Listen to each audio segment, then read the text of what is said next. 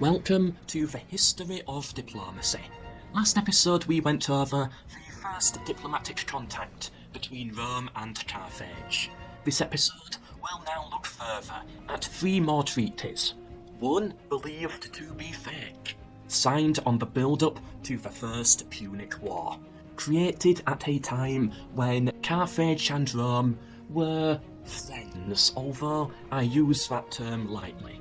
These treaties go back to a time when Greeks ruled the Mediterranean, and both Carthage and Rome were able to somewhat work together on friendly terms, sharing a common rival. The second treaty was signed over a century later, 348 BC. To put it into perspective, just 12 years before Alexander the Great came to power. This treaty was a revision of the original, expanded upon to fit the newly conquered territories. The limits of Roman involvement were cut off from Iberia, Sardinia and Libya. The red, Romans were not allowed to enter.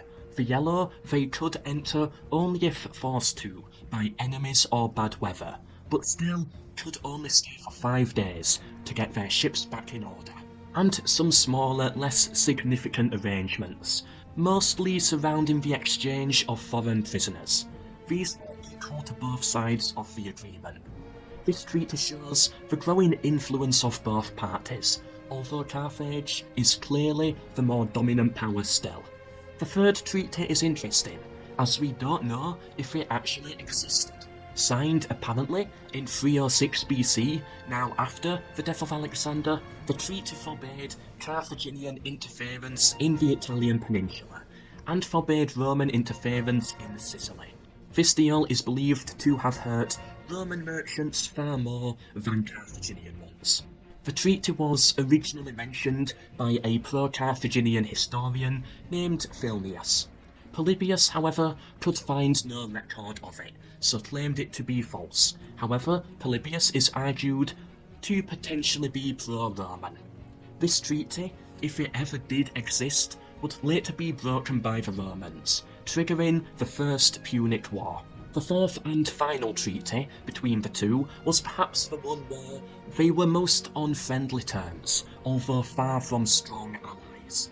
The two shared a common enemy in the Greeks, but there was one Greek in particular this time causing trouble: Pyrrhus of Epirus. This treaty was their attempt to rid Epirus out of their lands once and for all. Pyrrhus landed in southern Italy to try and liberate the Greeks from Roman occupation. He did this rather successfully.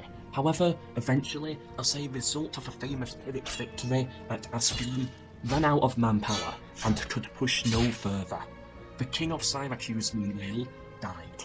Pyrrhus had previously married the king's daughter, so inherited the city, on the condition that he would fight off the invading Carthaginians. The treaty goes as follows. If Pyrrhus was to seek for peace, then Rome and Carthage must enter jointly, thus preventing Pyrrhus signing peace and an alliance with one to double down on the other.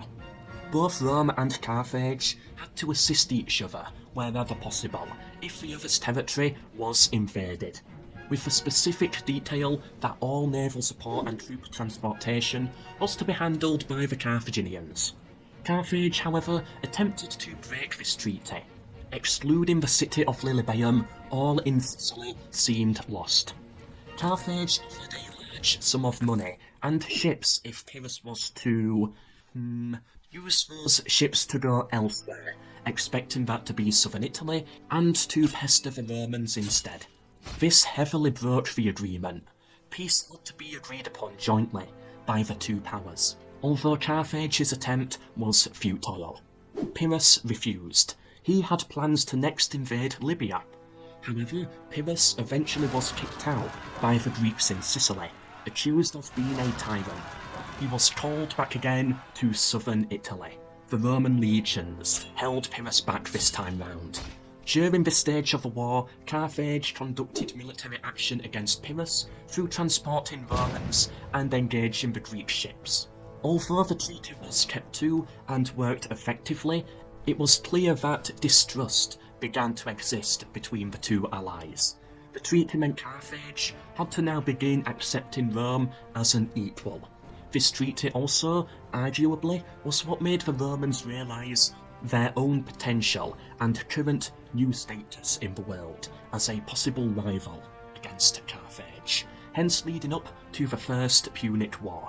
Although the terms between Rome and Carthage in this early period show friendly relations, the struggle for power and domination between the two gradually becomes clearer, and it only makes sense that once the Greeks were out of question, the triumvirate of cultures would collapse, and the two remaining cultures would engage in all-out warfare.